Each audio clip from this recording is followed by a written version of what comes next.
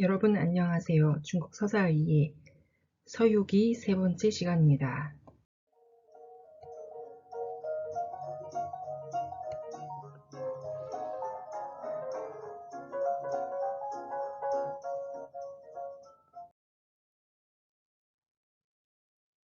이번 시간에 공부하면서 같이 생각해 볼 문제입니다. 서유기 이야기에서 사건이 발생하는 원인과 그 원인이 해소되는 과정에 대해 생각해 봅시다. 서유기의 이야기들 속에 나오는 다양하고 괴이한 사물과 인물들이 가지는 상징성과 그것들이 상징하는 의미에 대해 생각해 봅시다.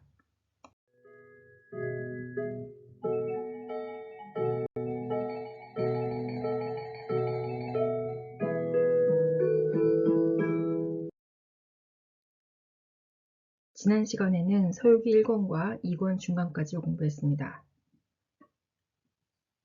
돌에서 태어난 원숭이였던 손오공이 뛰어난 도수를 얻고 천궁에서 요란법석한 소동을 부리다가 석가열에게 붙잡혀 오행산에 갇히는 이야기를 봤었죠. 그리고 서역으로 불경을 가지러 간 삼장법사가 손오공을 구해서 같이 대동하게 된 이야기였습니다.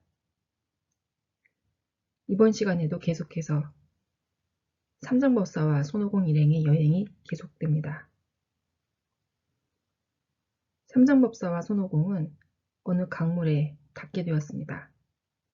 그런데 강물에서 용이 나와서 삼장법사가 타고 가는 백마를 잡아먹어 버립니다. 손오공이 용과 계속 싸우지만 용이 물속으로 숨어버리니 계속 싸울 수도 없었죠. 손오공은 방법이 없어 관음보살에게 도움을 요청합니다.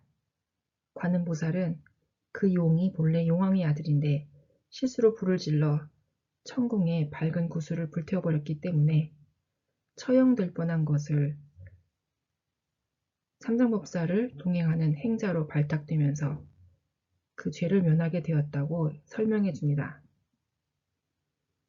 관음보살이 나타나자 용은 자신이 삼장법사를 수행하기로 한 것을 인정하고 이전의 백마와 똑같은 모습의 용마로 변합니다. 삼장법사는 이 용마를 타고 계속 여행을 갈 수 있었죠. 토지신들이 안장과 고삐까지 멋있는 선물로 줍니다. 이 용마는 용왕의 아들이 하늘에서 말썽을 부리는 불효를 저질러서 그 벌을 받기 위해 서천추경에 동행하게 된 것이었죠. 삼장법사와 손오공, 용마는 관음선원이라는 절에서 묵게 됩니다. 그 절의 노승은 나이도 많았고 그리고 오랫동안 모아온 좋은 가사들을 70~80벌이나 가지고 있었죠. 그러자 손오공은 삼장법사에게도 석가열애가 준 보물 금랑가사가 있는 것을 기억하고 이것을 꺼내 보여줍니다. 뚜껑을 열자마자 광채가 나는 아름다운 가사를 본 노승은 욕심을 냅니다. 그리고 승려들이 이 노승을 위해서 삼장법사와 손오공을 죽일 계획을 세우죠.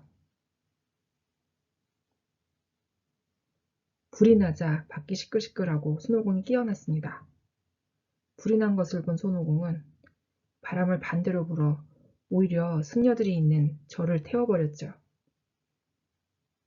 절에서 불이 나자 온통 소란스러웠고 산속의 요괴는 불을 보고 절을 구하러 갔다가 우연히 금랑가사를 보고서는 훔쳐서 가지고 달아납니다.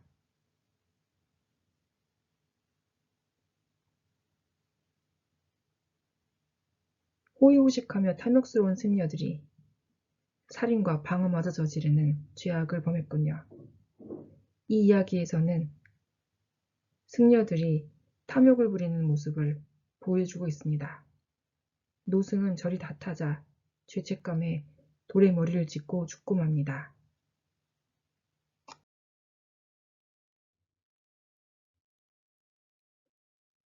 금난가사를 찾기 위해서 여기저기 돌아다니던 손오공은 흑풍산, 흑풍동이라고 쓰여진 동굴로 들어가게 됩니다. 그곳에 있는 검은 옷을 입은 요괴는 순호공이 가사 이야기를 슬쩍 꺼내자 모레 자신의 생일잔치에 금난가사를 입을 것이라고 이야기하죠. 이 요괴가 범인인 것을 확신한 손오공은 요괴와 싸우다가 그만 돌문 밖으로 내쫓기고 돌문이 닫히자 들어갈 수가 없었습니다. 요괴의 생일잔치날, 이 요괴는 금산선원에도 생일초대장을 보냈죠. 이 생일초대장을 받은 손오공은 노승으로 둔갑해서 생일잔치에 들어갔고 다시 요괴와 싸웠지만 가사를 찾지 못했습니다. 손오공은 할 수 없이 관음보살을 찾아가 도움을 청했죠. 관음보살은 요괴의 친구인 능어도사로 변신하였고 손오공은 능어도사가 가지고 가던 2개의 선단 중 하나로 변신을 합니다. 요괴는 능어도사가 주는 선단을 받아먹었죠. 선단으로 변신한 손오공은 요괴의 뱃속에 들어가서 발을 구르며 요괴를 마구 괴롭힙니다.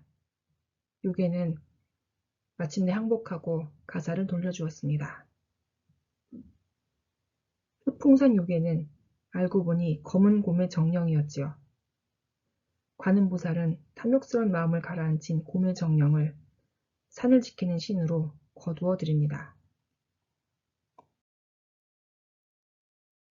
삼장법사 손오공, 용마는 오사장국 고로장으로 들어가게 되었습니다. 고로장에서 만난 고태공 집의 하인 아이가 3년 전 어떤 요괴가 주인 댁에 20살 된 아가씨를 차지하고 그 집의 대일사위로 살면서 아가씨를 놓아주지 않는다고 말하죠. 그리고 그 요괴를 물리칠 법사를 구하고 있다고 알려줍니다. 손오공과 삼장법사는 고태공 집으로 찾아가게 되었죠. 그리고 손오공은 감금되어 있는 아가씨로 둔갑해서 이 요괴와 이야기를 나눠봅니다. 그런데 이 요괴가 일찍이 자신이 하늘에서 천봉원수를 지냈었기 때문에 두려운 게 없다라고 이야기하죠. 손오공은 슬쩍 제천대성 손오공을 아느냐고 물어봤죠. 그러자 이 요괴가 그 제천대성은 보통 인물은 아니지 라고 슬쩍 무서워하는 것을 알아챘습니다.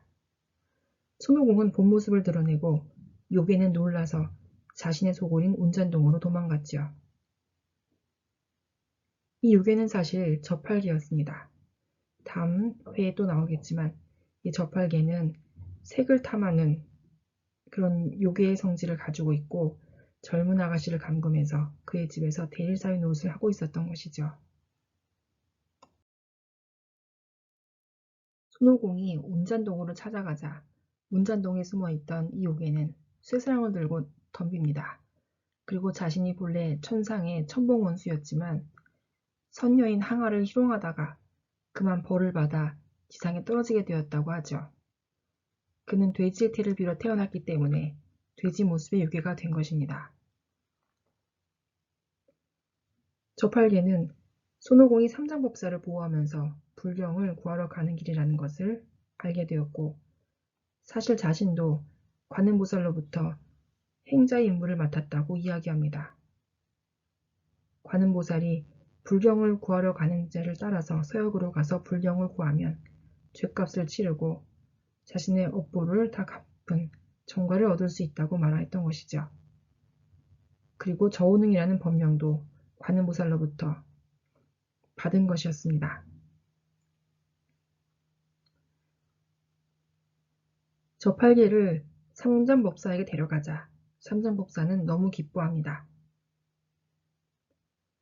저오능은 저팔계는 관음보살의 법명을 받은 후로 마늘, 달래, 무릇, 김장, 파, 새파, 쪽파 같은 5가지 냄새나는 채소와 기러기, 게, 뱀장어 같은 3가지 좋지 않은 고기를 끊고 있었습니다. 삼장법사는 크게 칭찬하면서 저오능을 팔계로 부르게 되었죠. 다시 길을 떠난 삼장법사, 손오공, 저팔계는 황풍령에 도착합니다. 황풍령에 도착하자 이상한 바람이 불고 요괴의 황풍대왕의 부하인 호랑이 요괴가 나타났습니다. 호랑이 요괴는 산을 순찰하면서 인간을 잡아다가 황풍대왕의 술안주로 바치고 있었죠. 이 황풍대왕은 황색 마풍을 일으키는 황색 먼지바람을 일으키는 마술을 쓰는데 그 바람은 엄청나게 강력해서 보통 인간이라면 간단히 죽고 힘센 손오공조차도 눈이 으스러져 버릴 정도로 강력한 바람이었습니다.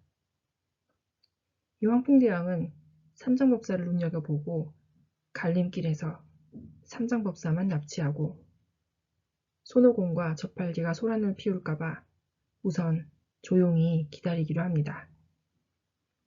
손오공과 저팔계는 잃어버린 삼장법사를 찾기 위해 황풍령으로 찾아갔죠.